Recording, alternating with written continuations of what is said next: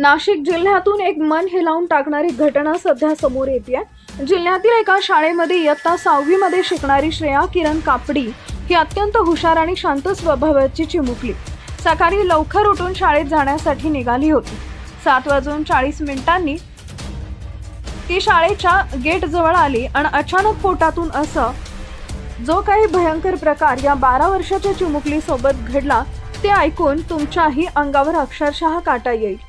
6वीत शिकणाऱ्या या चिमुकली सोबत नेमकं काय घडलं ते पुढे पहा. त्या अगोदर तुम्ही आपल्या चॅनलवर नवीन असाल तर चॅनलला सबस्क्राईब जरूर करा, जेणेकरून अशा प्रकारच्या अपडेट्स या तुमच्यापर्यंत पोहोचत राहतील. नाशिक जिल्ह्यातील एका शाळेमध्ये इयत्ता 6वी मध्ये शिकणारी श्रेया किरण कापडी ही अत्यंत हुशार आणि शांत स्वभावाची चिमुकली सर्वांचीच प्रिय होती. आज श्रेयासोबत शाळेत जाताना असं घडेल असं कुणालाही वाटलं नव्हतं. श्रेया सकाळी लवकर उठून शाळेत जाण्यासाठी निघाली. 7:40 ती आपल्या शाळेच्या गेट जवळ आली. त्यावेळी तिला अस्वस्थ वाटू लागल्यानं शाळेच्या गेटमध्ये प्रवेश करत असतानाच तिला चक्कर आली आणि ती खाली कोसळली. ही बाब लक्षात येताच सर्व विद्यार्थ्यांनी व शिक्षकांनी श्रेयाकडे धाव घेतली.